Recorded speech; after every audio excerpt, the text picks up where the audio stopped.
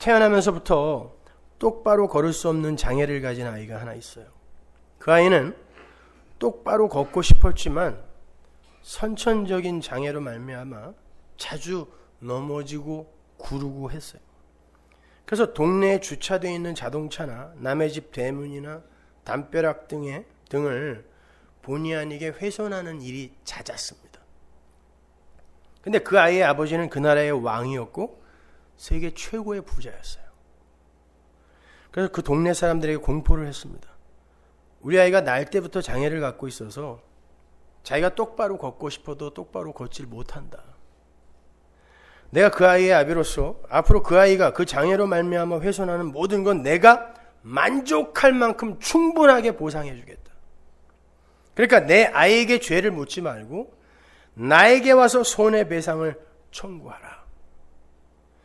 이게 성도의 역사 속 현실이에요. 성도는 그 장애를 고침받은 사람이 아니에요. 역사 속 성도의 현실은 그 장애를 여전히 갖고 있는 자란 말입니다. 여러분의 이 육적 자아를 갖고 있는 한 여러분은 똑같이 살 수밖에 없어요. 그런데 내 아버지가 아들의 모든 죄를 본인 스스로 본인 걸 털어 비워 보상을 하시겠다고 선언을 한 게 역사 속 성도의 구원의 현실이란 말이에요.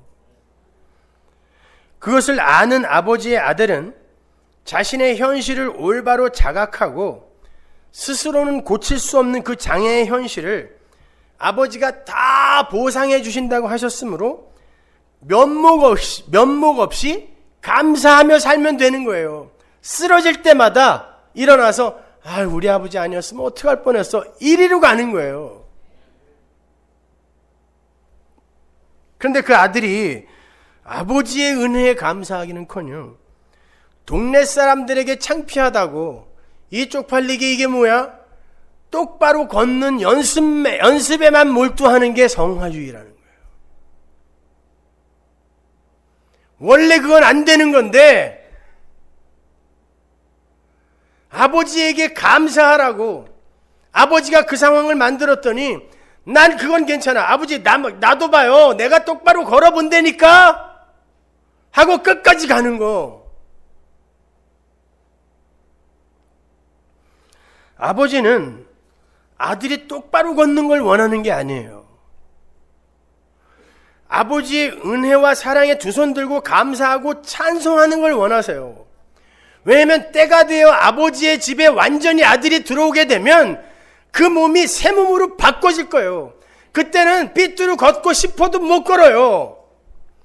그래서 역사 속에서 그 아들은 자기의 이 못난 모습을 발견하고 직시하면서 아버지의 은혜만 찬송하면 되는 거예요. 왜 역사 속에서 똑바로 걸으려고 하냔 말이에요.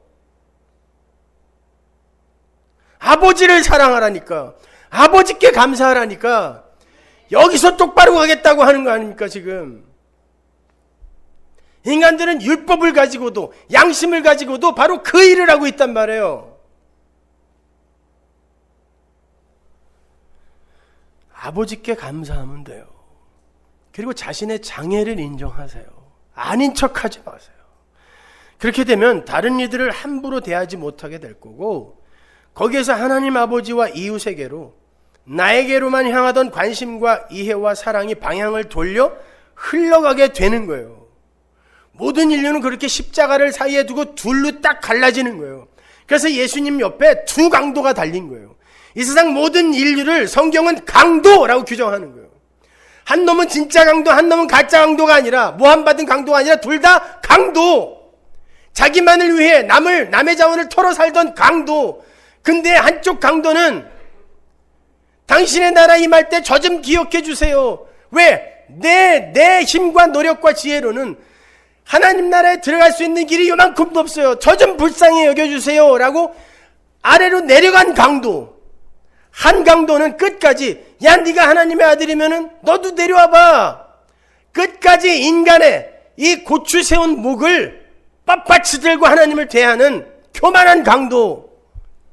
이 두 강도밖에 없어요. 이 역사 속에는 둘 다 강도예요. 여러분은 지금도 강도예요. 지금도 강도처럼 살잖아요.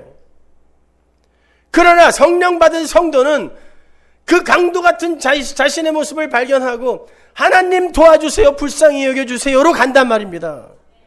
그를 성도라고 하는 거예요.